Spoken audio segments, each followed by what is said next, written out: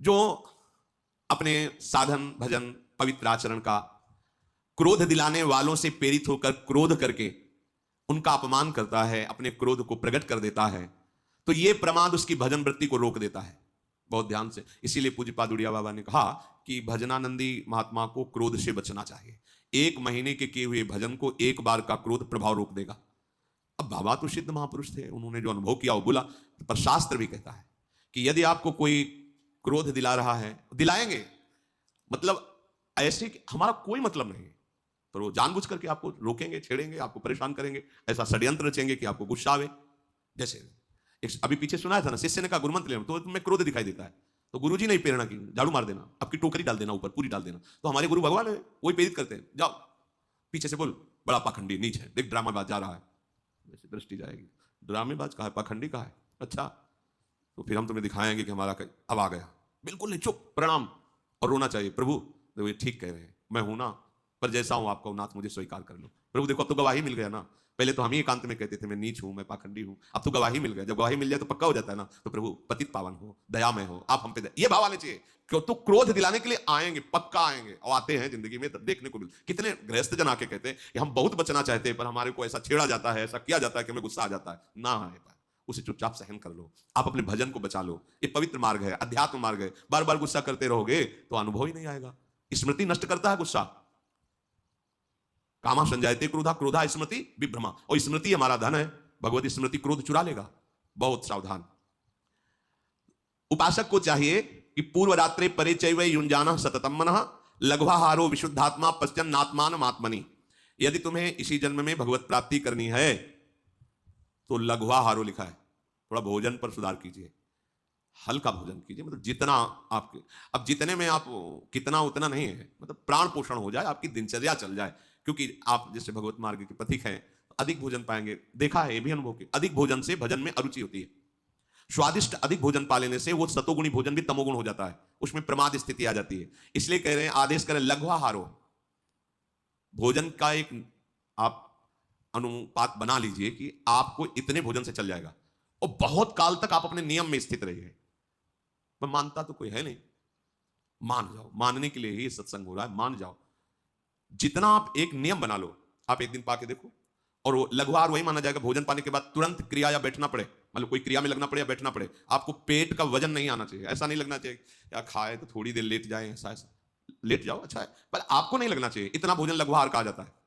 जैसे 4 रोटी पाने की दम है, आप 2 पालो, तो वो लघुआहार के अंतर्गत आएगा। इतना कम भी नहीं पाना है कि भोजन का चिंतन होता रहे, भोजन का चिंतन छूट जाए, और पेट का चिंतन ना हो कि इतना अधिक पा लिया है कि अब गैस की गोली चाहिए, और फिर सुबह कब्ज निवारण के लिए औषधि चाहिए, और अब क्रिया में भजन में मन नहीं लग रहा, ऐसा नहीं। एक नियत, साधक को एक नियत भोजन अनुपात में कर लेना चाहिए। इतना हमें, इतनी सब्जी, उसे उचित रहता है बार बार ना लेना। जैसे पंगत में बार बार चलाया जाता है, अपने घर की बात है, बार बार ना लेना, ये बहुत उचित रहेगा।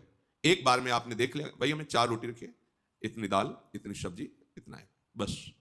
दूसरे बार बार ले, हमें सबके लिए निषेध नहीं, हमारा एक इतना है, बस इतने में हो जाए। अब पा लिया, बस उठे, बोले खीर अमुक अमुक, हाँ ठीक है, आप इतनी खीर, हाँ बस ठीक है, ठीक है, वो अनुपात देख लिया हमारा भोजन, हाँ बस ठीक जाए। अब वो बहुत अच्छी चीज लगी, दोबारा मांगना नहीं, तो ऐसे आप चल सकते हो। अगर परोसने में गरम गरम बार बार में, तो फिर अरे नहीं लीजिए, एक और गुलाब जामुन लीजिए, तो चलो नहीं मानते हो तो लाओ, ऐसे ऐसे। साधु समाज में सिखाया जाता है कि पंगत पवाने का मतलब समझते हो, पंगत पवाने वाला बहुत प्रवीण होना चाहिए।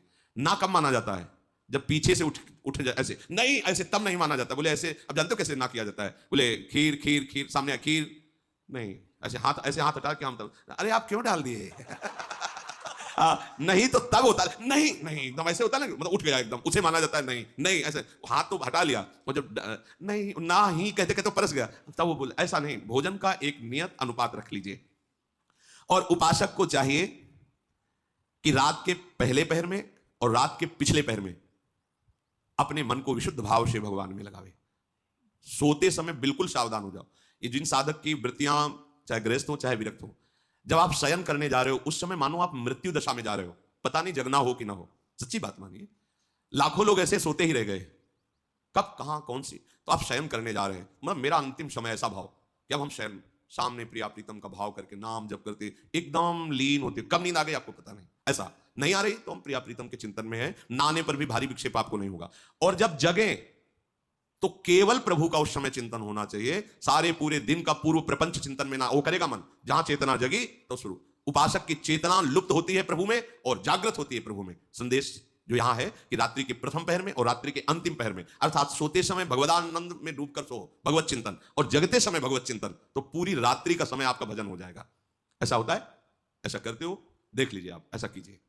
खास समय सोने का जब है, पूरे दिन की दिनचर्या का परिणाम समझो, उसमें नाम जप करते, और बीच बीच में देखा कि कोई गलती तो हमसे आज की दिनचर्या, अगर गलती हुई तो प्रभु से क्षमा मांगिए, आगे ना हो ऐसा निश्चय कीजिए और नाम जप। और जब जगे तो कुछ क्षण अपनी सैया पे ही तत्काल बैठ जाइए, पहले नाम जप कीजिए, सब चिंतन को हटाइए, नाम जप कीजिए, फिर आप अपनी दिनचर्या में लगिए।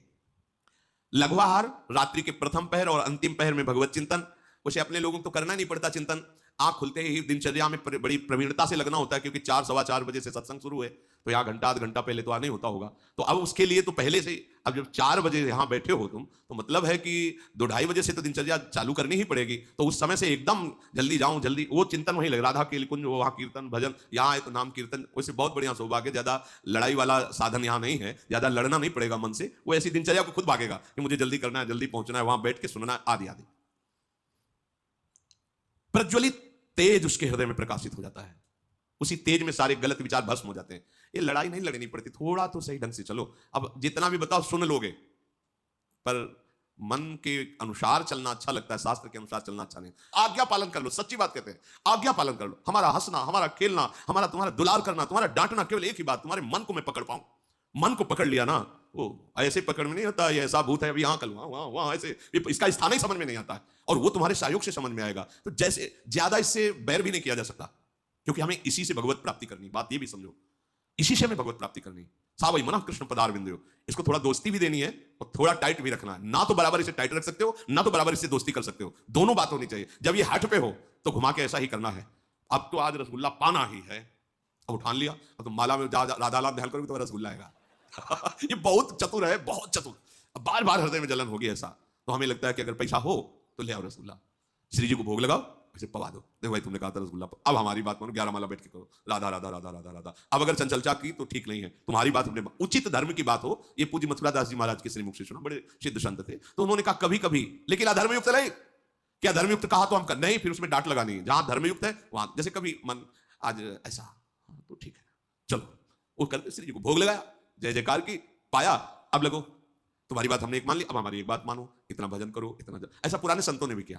जैसे कोई मांग की तो लाए और टांग दिया ऐसे, और कहा बिल्कुल 2 घंटे बाद हम आपको पवाएंगे, 2 घंटे हमारा साथ दो, जल्दी से इतना नाम जप कर लो, इतना मंत्र जप कर लो, देखो टंगाया हम पवा देंगे, उधर देखना नहीं, चुपचाप नाम जप करो। ऐसे मन को फुसला के डांट के तब प्रभु में अर्पित। बराबर आप इसे डांट भी नहीं सकते और बराबर इसे फुसला भी नहीं सकते, इतना विवेक होना चाहिए कि कहां फुसलाना है।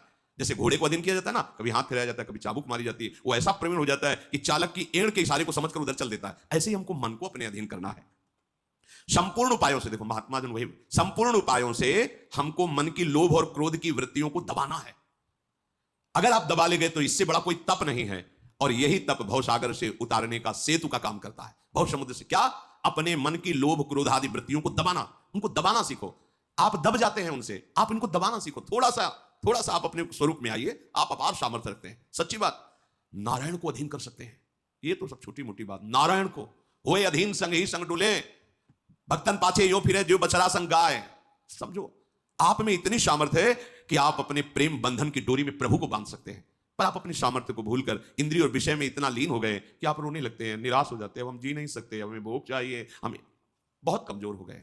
ये सत्संग आपको इसीलिए श्री जी सुनवा रहे, आप बलवान बनिए, आप भगवत अंश हैं। अपनी इंद्रियों को निर्विषय करते हुए सच्चिदानंद प्रभु की प्राप्ति इस जन्म में करनी ही करनी है, इसमें कोई भी दो राह मत रखो।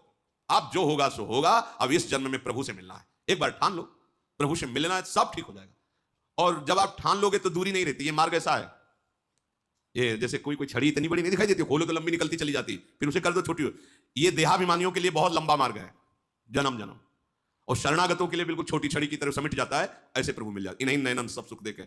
बहुत दूर है, बहुत कठिन है भगवत प्राप्ति। किसको? मुझे। लेकिन आपको तो आपके अजात पक्षायु मातरम खगा शरण में हो जाओ और पुकारो राधा राधा, मंगल हो जाएगा। शेष चर्चा की श्री राधा।